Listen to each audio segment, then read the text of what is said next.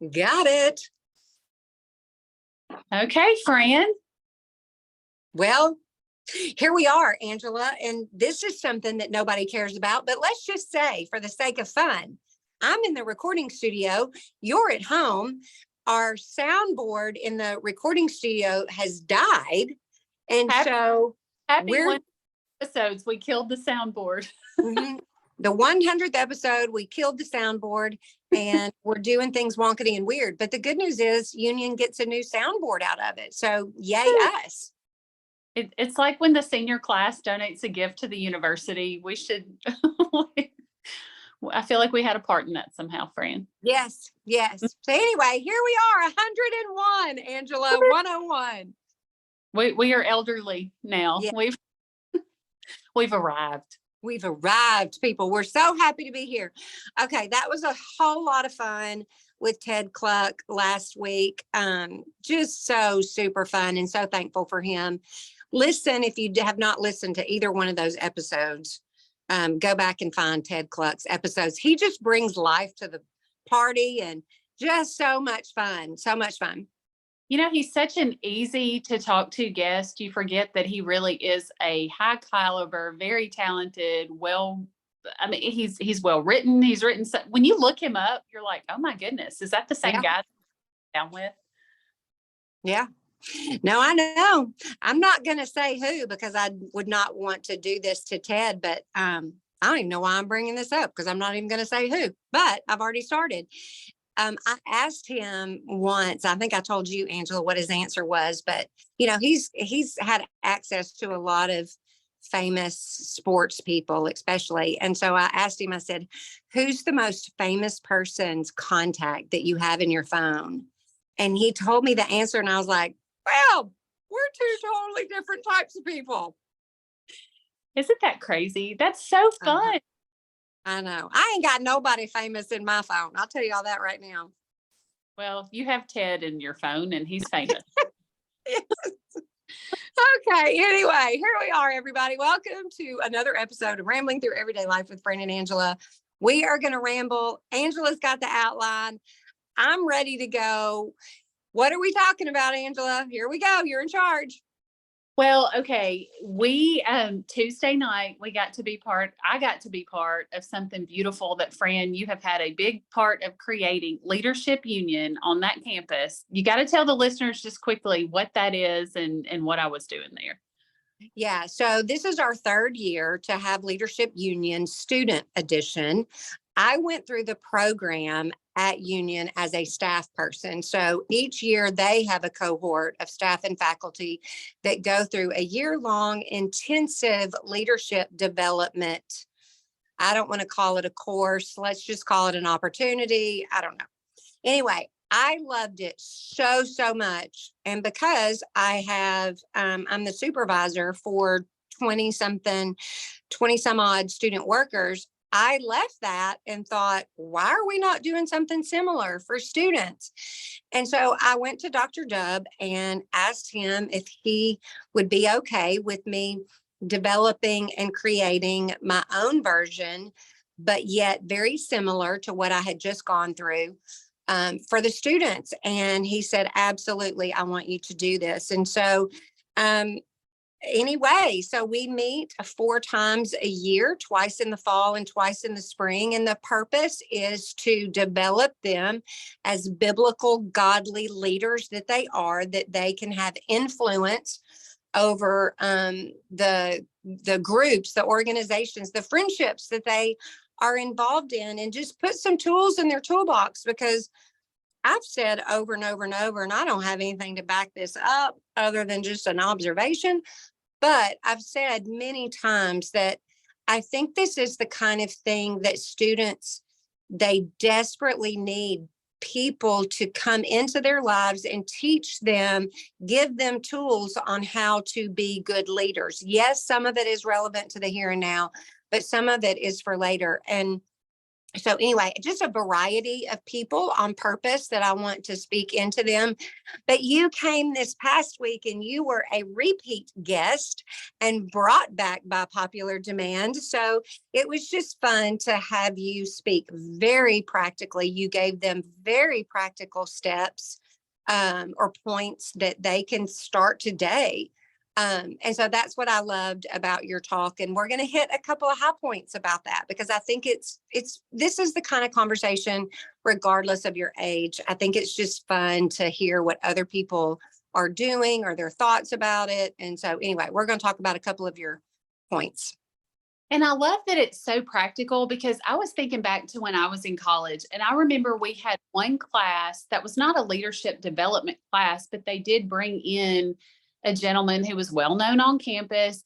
And I remember him showing us his cufflinks, and he was so proud of his cufflinks on his sleeves. And we were all, and he was like, always make sure your belt matches your shoes, and, Yeah. and just things that I thought, I don't even know if that's still a thing anymore, but it just was so. I remember being a student thinking, this is not in my textbook. This is real life stuff that I need to know.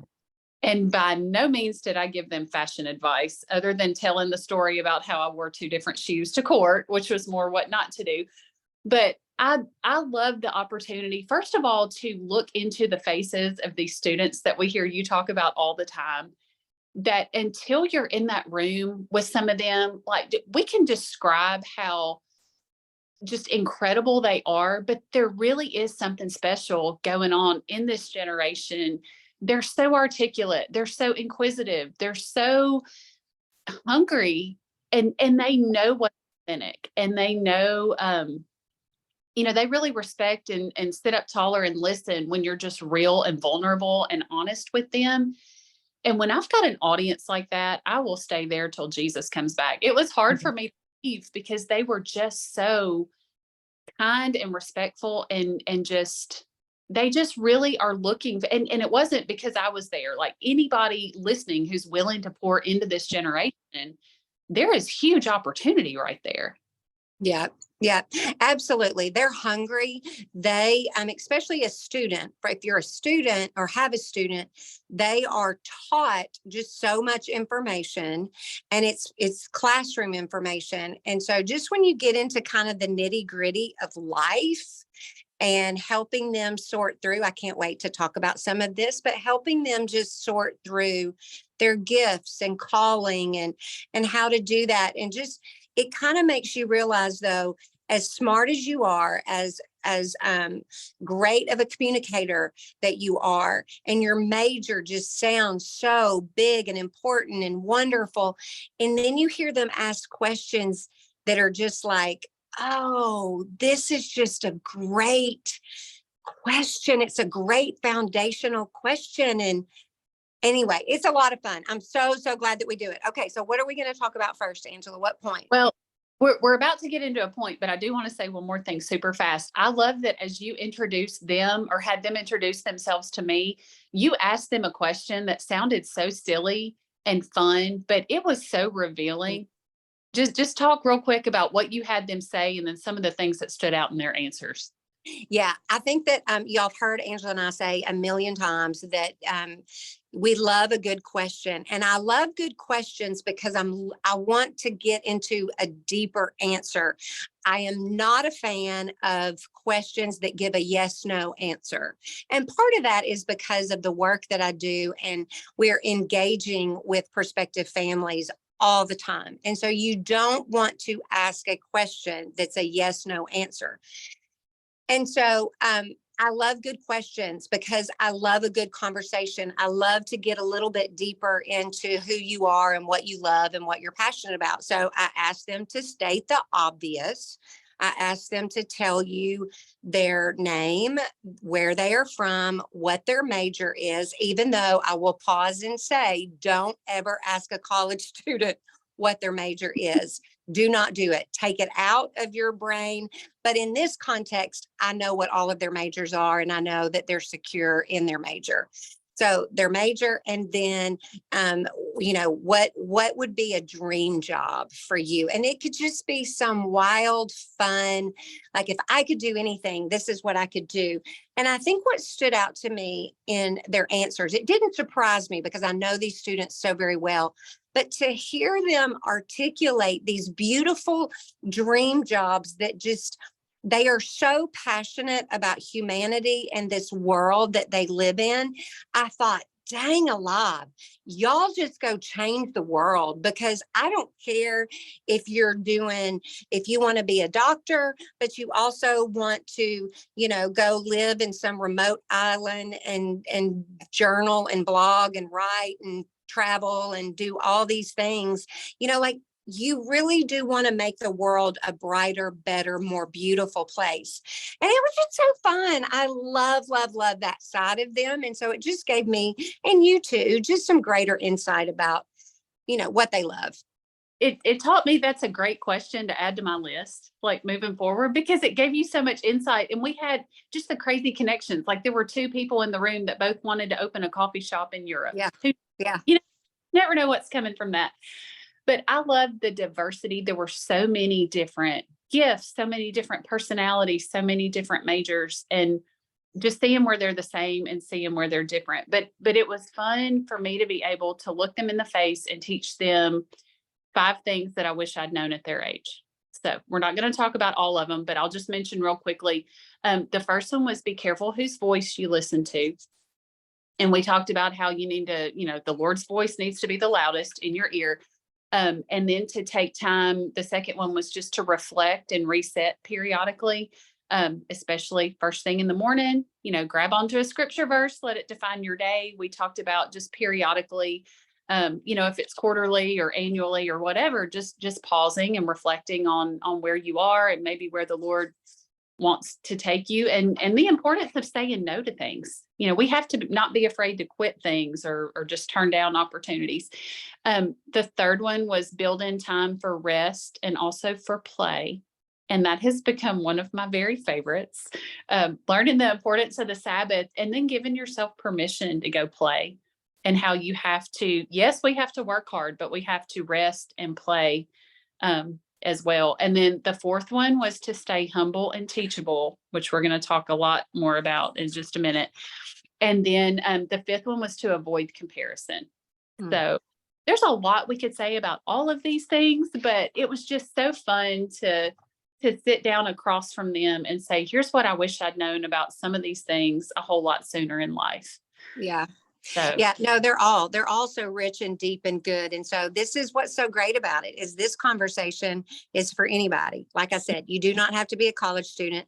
I'm 53 years old and I love every bit of these points and just could talk on and on and on about it. And I should say this, Angela, make yourself a mental note that I think these 5 things would make a wonderful, I don't know. I don't know how we're going to remember to do this, but I think like this summer when we're off and we're not recording, every day, Monday through Friday, Angela shares on our Facebook page what each one of these points was, because they're just so good. They're just so good. Anyway, okay, here we go. Okay, so we're going to talk about being humble and teachable, because those truly are things that I wish everybody, from the time they could talk until the day they die, I wish that was something that myself included would just remember to be or strive toward. Don't get impressed with yourself. I think that's where we talked about me wearing 2 different shoes to court and not taking yourself seriously. Yeah. Don't get impressed with yourself. The 2 commandments the Lord repeats most often are warnings, and they are about rest and also about idols. And idolatry is seeking security or meaning in something other than God. And that's a danger zone for all of us. That is just something really good for all of us to really pay attention to. Anything that gives us security, anything that gives us meaning is idolatry. And it's real easy to think about idolatry as, well, I don't worship a statue, I'm okay. But it's so much deeper than that. I talked to them about how, you need to be proud of the things that you accomplish, but at the same time, I had a hard season in my life where I realized I was just getting drunk off the praise. I loved people telling me, oh, or saying around me, oh, she's incredible. Look at what she does. She's accomplished so much. I don't know how she does it all. And that really, can it be validating and appropriate? Absolutely. Can it become the worst thing you can ever hear? Absolutely. Because I just went way off the rails with that. Yeah. Well, let's back it up to that. Yes, we want to be humble and teachable. If our listeners have been around for a while and have faithfully listened to our episodes, they have heard us say this 47.2 million times because they coexist. You cannot have one without the other. And then it goes back to, you have to know the condition of your heart, because if you're not evaluating what's happening inside of your heart, then you're just going to kind of be oblivious to, am I humble? Am I teachable? And so in order to be teachable, you have to be humble. We can all sit here and think of a time, whether it's with one of our kids or an adult, we can all think of a time where we've tried to, help someone, equip someone, give someone what they need to make them better, or informational type stuff. And they're just not having it. They're not having it. And so that tells me a lot of things. But if it's consistent in that person's life, then I think, I don't know that you're being humble. I think you just are living in, this is my way. This is the way it's going to be. This is the way it's done. I'm not changing. We all kind of fight and get stuck at times. And that's why it's so important, as we've said as many times, is having those people around us that can call that out in us and be like, hey, what's going on? I see some arrogance or some defense there, that's consistent. So anyway, all that to say, humble and teachable. I wish it was one of those things that we just started to learn in high school, and it was just something that was in front of us over and over and over again. Because it's just, I don't know. I think just today's world, blah, blah, blah. Everybody's right. Everybody's screaming they're right. And it's tough. It is. It is. And one of the examples that I can give that's fresh on my mind is our brand new volleyball coach at Union, Kristen Blackburn. So proud of her. She was a junior when I started as their character coach. I've watched her just very humbly serve this team. She never set out to be important. She never even set out to be a head coach. She has humbly shown up and put in the hard work and served these girls well, and took social media off her phone so she can learn and grow and be the very best for them. Today, they just announced she's the new head coach of this volleyball team after we've had this search process. We've even talked about it on the podcast. It's gone on for months and months and months. And a great conversation that she and I had a week ago. She said, I'm so excited about this, but it also terrifies me. And I said, Kristen, that is the sweet spot. That is it. And it reminded me the things I needed to be reminded of in that moment of, that's where God wants us. Like when we are, like I told her, I said, I'll be more concerned if you stop feeling that way. God, right there, when you are so overwhelmed that you have to be fully dependent on him for the next move, for the next decision, that keeps us on our knees asking him, what do you want me to do? How will we move through this together? What is your vision for this team? What do you, and then we work like it depends on us and pray like it depends on God. Mark Batterson. And I told her, I said, you are the safest when you are nestled up next to him. So don't be afraid of that humility and that teachable, be the first one to say, I don't know how to do all this, but I'm willing to go where I need to go for the answers, for the dependence on God, for the, to put in the hard work to learn. And just knowing too, you will make mistakes. There will absolutely be times you make mistakes. There will be times people are upset with you. Sometimes it's what needs to happen. Sometimes you just miss the mark. That will happen, but that is leadership. And you learn and grow each time. And it's that posture of humility and dependence and just settling that on the front end and then just jumping into it. Yeah. And I've said this before, and I said it to the students, not in the capacity that we were with you, but the day before. I said to them, something the Lord really convicted me of a couple of years ago, and I've really grown a lot in this, and I think everyone can understand and relate to this. But it's this idea that I need to tell you, and I'm not literal you, Angela, but just tell people how busy I am.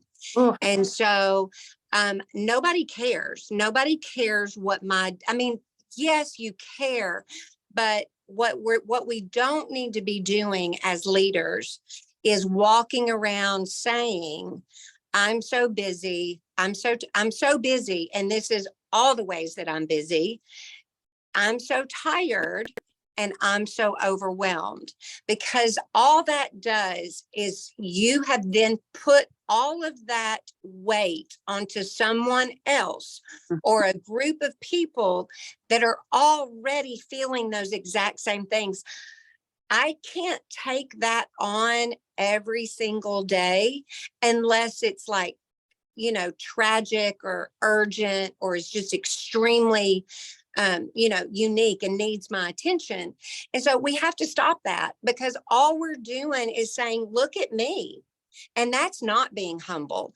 I'm telling you, we have said over and over, Dr. Dub Oliver, yeah. the president of this university, I can promise you I'm around him so much, and I'm around him enough to know that he never, ever, ever, ever says, hey, I've got to go because I've got these next 16 things to do, or see y'all later. I'm off to here, here, here, and here, and meet with this person, this person, this person. No, no, if you want to be humble and you want to honor the Lord in your work and in humility, then leave that part out. Mhm. Nobody cares unless you're asking me to care because of, obvious reasons. So I just think that's something we need to be very mindful of. I'm so glad you brought him up, because Dr. Dub is always the example I think of when I hear and feel that in myself. I think, he's such a busy, busy man. He is such a great leader. And I have never once encountered him where he didn't have a smile on his face. When he sees you, you would think he does not have a care or responsibility in the world. And that man carries the weight of the world on his shoulders. But he always gives his attention to whoever is in front of him. And it just really is what we need to be. We don't need to lead off, like you said, with all these things, because who's going to want to be around that, first of all? And then Right. if we grow and level up, like, it's just time to move past that. So, Right. And yeah. I think, like you're listening to us right now, hear all this, and that that's either something that you do on a regular basis, or you're like, no, I really don't. But if it is something you do on a regular basis, then I guarantee you, if you ask the Lord, which I did, and Mhm. he said, no, ma'am, stop it right now. So I've told my students, if you hear me say, I'm so busy, I'm so tired, and I'm so overwhelmed, you look at me and say, Fran, stop it. And I've given them permission to do that, because that's not being an effective leader. I become draining for them. And my job, all of our jobs, because remember, we have defined leadership as all of us, because all of us are influencing other people's lives.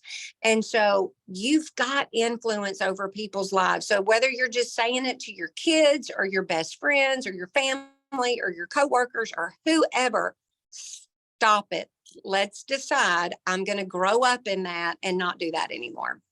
It is such a mindset. It is such a thing that we have to keep renewing our mind all the time, because we're naturally prone to fall into that. So we have Yeah. to act fight it. Something else I talk to them about is not taking the mentors around you for granted, because they won't always be there. Mm. There are people in my path that I need to be more intentional about making time for, to learn from, and be so respectful and appreciative and grateful when they offer, to make their time available. And then on the flip side of that, we don't need to be dismissive of people younger than us or newer to the job or less experienced, because every single person can teach us something. And I have been dismissive of people years ago that in hindsight, I really wish I'd made space for. And Fran, we talk all the time about how much we love and actually prefer the company a lot of times of our college friends because their generation is just so open and so they get it. They just Yeah. get it. Well, because Angela, the older we get, we tend to think, I know everything. Mhm. And they honestly are. They're so much more teachable than we are, and they're so hungry to learn, but they're also so hungry to share. And that's why we have benefited so much from people that are 20 years old. Those are the people that teach me so much, and they make me a better person. They make me want to be a better leader. They make me want to love the Lord more and serve better, because sometimes side by side, adult relationships and the adult world just has a little bit more tension, a little bit more conflict there. And that's fine and good too, because there's something to learn there too. But golly, Bill, do we love us some 20 something year olds? And we need to keep in mind, we need people older than us. We need people beside us in life. And we really do need people younger. And it's not necessarily that you're so great that you're pouring into them because they need you to. Don't be shocked when you learn a lot from this younger generation. Yeah. Yep. Okay, I shared with them Matthew 16:4 in the Message version. I absolutely love what it says. It says, anyone who intends to come with me has got to let me lead. You are not in the driver's seat. I am. Now, Jesus said that, or a version of that. That's a translation. But I mean, if that won't preach, I feel like I need to put that on my bathroom mirror. Well, it's kind of like, how we've said before, like, I hear that and it's like, follow me. Hmm. And we think, oh, that's just lovely and precious, kind of like surrender and abide and, all these glorious things. And you're like, yes, I'm going to. And then in the reality of just day to day living, we have to work really hard to do that. Yeah. Yeah, we do. We do. Okay, something else that keeps coming up, and it was perfect to tie in with this, is that prayer for daily bread. When we Yes. talk being humble, being teachable, letting God lead, he talks about manna in the Old Testament. It's daily bread in the New Testament. There's a reason we have these reminders over and over and over again. We are not supposed to be independent leaders. And when I try to micromanage my day, my next steps, when I plan my schedule gets so structured that I don't have time for interruptions. Think about all the ministry Jesus did, all the miracles that were interruptions, the way we would view it, that were his most significant ministry moments. Overall, it's a mindset we have to have. Hold everything loosely, let God lead. It's exhausting when we attempt to control. And when we ask for daily bread, it's a reminder I'm not in charge, I'm not in control, and I'm actually trading that control and receiving that trust and that peace in return. And that is a game changer for me. Yeah. Well, okay. So let me say this on just a practical level. Um, so when you talk about, those interruptions, regardless of the context of that interruption, what we're ultimately wanting is for people to have access to us, whether that's an interruption or you just happen to run into somebody somewhere, or you're able to schedule a little bit of time with a person. And so it's so very important. I've learned this too from Dr. Dub, is that you must have, if you are a very busy person and you are working and your calendar is just, from sun up to sundown and then some, it's just back to back to back. Make sure that you're building margin in between events. So I know that Dub told me, I never schedule something from 1 to 2 and then turn around and have something from 2 to 3 or 2:15 to 3. Like, he's going to intentionally put 30 minutes of a buffer in between everything, so that if things go long or he runs into somebody, he's got that margin there to do that. That's so um Yeah, there was something else I was going to say too, and I've already forgotten. Daily bread, control, I don't know. cramming your schedule. I don't know. Anyway, just and just, I don't know. Keep going. I have no idea what I was going to say.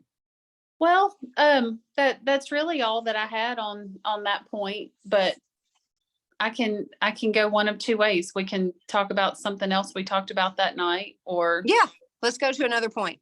okay, rest and play. You want to talk Mhm. about that? It's my favorite. Yeah, rest and play. I think everybody would agree when you sit and think about it, like, oh, yes, that's awesome. But again, in the reality of your living and in your leading also being how you set an example for others on a great way to live your life that is honoring to the Lord, that is humbling, that is not striving and trying to constantly work and achieve and all those things. Um, I think it sounds great and fun until you actually like have to do it. And then for a lot of people, it can be difficult. Like, I don't know how to play. I don't Mhm. know what that even means for me as an adult. I kind of maybe feel guilty about playing or resting. Now, I have no problem resting, but the playing becomes tricky because you're like, I don't know, what does playing mean to a 53-year-old? But it is so very important. And it's a discipline that you really need to start putting into your life the younger you are, so that you're not running around like a crazy person your whole life thinking that your value and your worth is based on what your work is or how much you're producing or what your effort is. And if you're legalistic or you just are workaholic, then this is tough because you just think there's no time, there's no room for that. I'm wasting time. And the Lord is like, you know what? I think you do need to rest, because when I created everything, I rested to set an example for you, the importance of rest. And then I wanted to ask you, Angela, the other night, but I didn't because we didn't have time. But you and I are different, a little different maybe in this, because you are very much of an achiever. I wondered if play or rest, and when you think about that, if your achieving mind tries to take over and you look at it as an accomplishment instead of like actually enjoying it. My therapist is going to love this if she's listening. Because I've clearly got a lot more work to do. You know what I thought of when you said that? Think about how much I love going to Disney World, because my crowning achievement at Disney World on my playtime vacation is look at all that we accomplished without waiting in line. We have hacked the system and conquered Disney World. My brain is nutty, but I also, y'all are probably tired of hearing me talk about St. Lucia by now. But I think I was so overwhelmed in a good way by that trip, because it's one of the few times I was able to just sit there and get drawn into the creative world around me that God made and literally do nothing and actually be okay with that. Yeah. So I think I'm at this point of wanting to figure out how to just not accomplish all the time. Mhm. How crazy this sounds. But No, I so badly wanted us to talk about that, because I thought I bet for you, because I feel like I know you well enough, that you are constantly trying to achieve, even when you're trying to have fun. we've gone to all these, out west and national parks and things. I've got an itinerary and we are, look at this. We've done this and this and this. And my family just looks at me like, okay, put your Well, down. yeah, because it could be like, oh, but look, I'm so organized.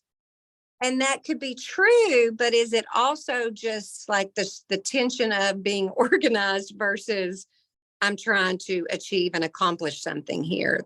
Yeah. And it's not even organized. I'm not even going to pretend I'm not as organized as I'd like to be. It's just, how much can I say, not even to brag to people, how much can I put my head on my pillow and know that I've maximized this vacation to its fullest? Yeah. And Does that not make you super tired mentally yeah, all the time? 100%. That's why I look like this. That's why I got these back. But let me say this. I'm aware of my issues and I'm working on my issues. I'm trying to be humble and teachable with this. And I've learned that we're restless when we rest less. That's one of my favorite quotes. I wish I knew who said it. And I've also loved, I'm listening to that BEMA podcast, BEMA. It is phenomenal about how, the Eastern world compared to the Western world. It's a Christian teaching through the Bible, but I'm learning so many things. And he taught us how the Jewish day begins at sunset, not in the morning. And our day should not begin with producing and getting out of bed, thinking of all the things I need to accomplish. In the Jewish world, the first thing you do on Sabbath is go to bed. And your identity is who God created you to be, not what you're going to get up and do. Your Sabbath truly begins with rest. Go to sleep. And then after you've accomplished all that rest, go rest some more. And he said, do you want to know how to Sabbath well? Here's how you do it. You rest, you play, no work. Remember, God loves you. Those 4 things. Rest, play, don't work. God loves you. That's a little to-do list for a Sabbath. Yeah. Well, and it's just so hard. We don't want to go on and on and on, but it's really a struggle and has become more of a struggle. I don't know the impact of, I'd be real curious, like kids today, they don't just go outside and play. They're so involved in structured, organized sports or extracurricular. Everything is so structured that it'll be interesting to see however many years from now, what kind of impact that's had on them, because they're just constantly at work. Even in their extracurricular, it's just a whole lot of work. Like put them on a bike and send them outside with a popsicle, for crying out loud. It's a lot.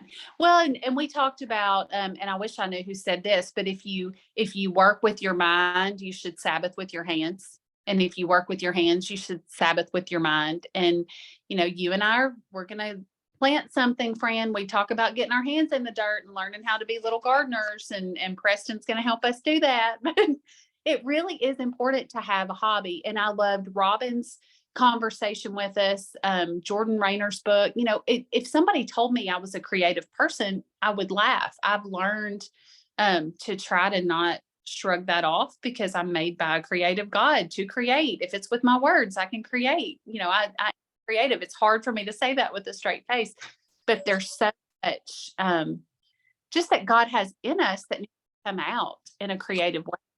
And we've got to be open to that. The idea of taking a blank canvas and some paint and just painting something terrifies me. And I don't know why. It makes me want to do it just because it paralyzes me. And I don't know what I'm so afraid of. But we've got to go. Back in the day when we were when Heart of Whimsy and More Than a Mission Trip, if you listen to that podcast with Robin, or us at all, you know what I'm talking about. But I literally remember taking that blank canvas. We would have paint parties with people to raise money so that we could go on these mission trips. Robin was the mastermind because she could do it. Christy and I are over here going, heck no, you don't want to give us a paintbrush and some paint.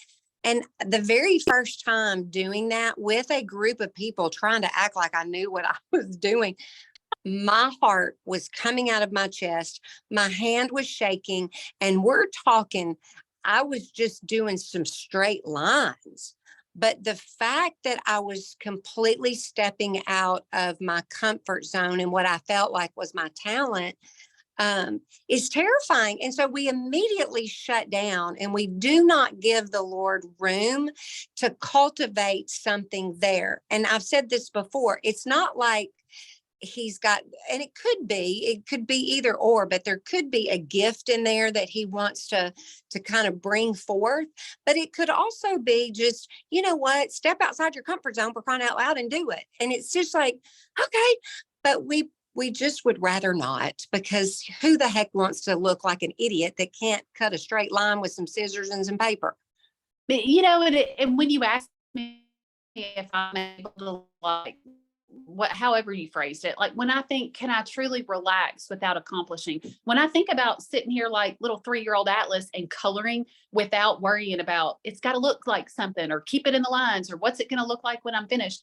If I really gave myself permission to just sit down and do it for the sake of doing it, I think that would be very beneficial for me. And that would actually be play.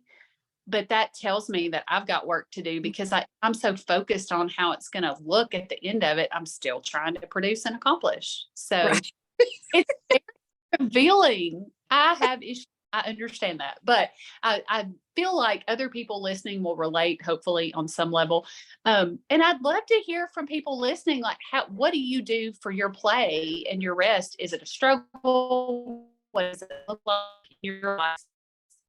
Help us with some ideas. What is this showing up like for other people? Yeah. Yeah. Okay. Well, let's talk about what you did last night. Let's end with talking sweetly and preciously and wonderfully about what you did last night.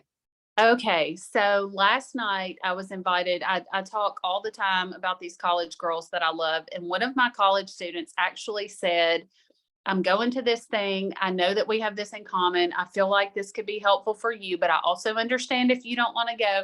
And when she told me what it was, I knew that I needed it because my immediate reaction was, nope, I'm busy. I can't go. And I didn't even say that to her, but in my mind, it was like I would honestly rather go get a root canal than show up at this place with her that she's invited me to go.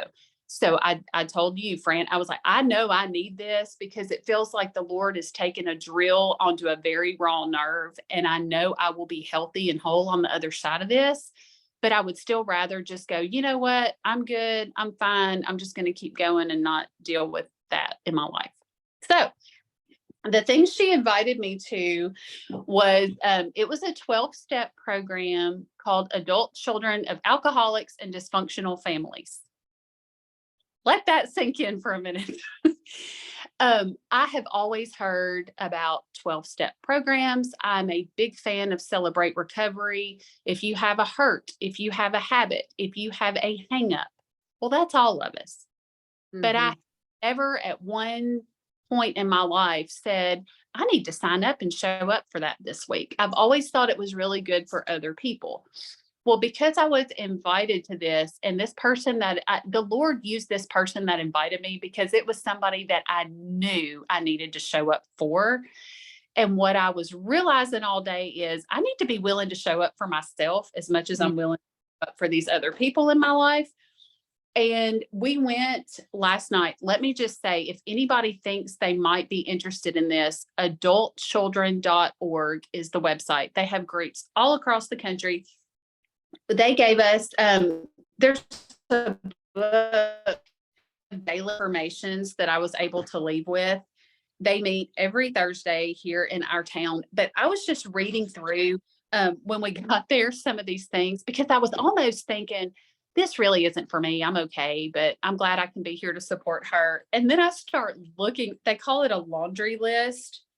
And it's things like, we become approval seekers and lost our identity somewhere in the process. We become isolated and afraid of people and authority figures. We judge ourselves harshly and have low self-esteem. We have stuffed our feelings from the traumatic childhood and lost the ability to feel or express our feelings because it hurts too much. We become addicted to excitement. Like you just start reading through these things and you're just like, oh my goodness, check that box. Maybe I am here. But the people were so kind. It is a faith-based program. It was not, was it hard to walk in the door and make myself go? Yes. Was it hard to be there and participate? No, because I could sit in that room full of people and without even hearing more than the first sentence out of their mouth, I knew that I was seen, I was valued, I was understood in a way that, when you're in a circle of people that does not have the same background, I might have to spend 30 minutes explaining part of how I got to where I am and what my issues are. A big part of last night for me was just knowing I'm automatically with an audience that gets me, and I can put language on things in me that I've known were there, but maybe I didn't understand why. I have judged myself harshly for things that are a natural result of something else. And it just, I don't even, I'm having a hard time today processing it really, other than I love that the friend that I went with, my favorite thing she said last night is as we were getting ready to leave, she smiled and looked at the, scanned the whole room and said, "We'll see y'all next week." Oh, And I thought, well, I guess we're back. So I just want to encourage anybody listening who's like me and is very hesitant to get the help that you need. It was real easy for me throughout the day to say, that's great for those people, but I'm good. yeah. If we are honest with ourselves, there is something in all of us that's broken that needs healing so that we can be a healthier, whole version of ourselves to then reach back to other people and help them along. And without Jesus through and through in every bit of this, it's all futile. But I have been so happy that I went. I'm proud of myself for going. Thank you, Fran, for praying for me to be courageous because I almost chickened out 18 different times. But there are so many good resources, and it's free. There are so many, if you can't afford therapy, but this is a good next step. There are so many groups specific to whatever is broken in you. And send me a message if you want to hear more about it, talk more about it. If I can help encourage you, just let us know that this was it's vulnerable to say on this podcast, but also it just felt super important to say this out loud just for whoever's listening that needs a little nudge. Yeah. Well, I think it's wonderful. I think it's such an encouragement that there's another place for community to be seen and valued and heard. Yes, you can go to counseling. Maybe if you cannot afford counseling, then maybe there's a support group out there that you can go be a part of once a week so that you can, process and verbalize and ask questions and receive the encouragement and healing that you need. So I think it's just fantastic. I'm like, I might go with y'all next week. And I don't know anybody that doesn't have a dysfunctional family. I don't know how that room's not packed full, but it Yeah. was so, and just recognize we're not there to point fingers at our family members. We're all broken and we just need to get well and stop whatever is broken from being passed on down our generations. Yeah. Amen. All the people said, I absolutely love it. And we'll make sure that we put that link Mhm. in the show notes, or you can send us a direct message so that we can, if you're local and you want to go or ask Angela questions. Okay. Anything else that we need to talk about before we head on out? Go baseball. I know. Is pitching? Not yet, but y'all, this is so ridiculous, but I'm recording with Angela, but I've also got the baseball game up, Union's baseball game up, because I'm waiting for my son to come in and pitch. And so my eyes are like, here, they're there, they're here, they're there, they're here, they're there. So anyway, it's super cold outside. So anyway, no, it's good. Okay. Happy 101, Angela. Yay. Whoop, whoop. I don't know what's happening after 101, but we'll worry about that later. But we are always so thankful for you guys, and just thank you for always for your kindness and your grace over us and listening to us ramble about all the things. So we hope you all have a great week. We'll see you next time on Rambling Through Everyday Life with Fran and Angela.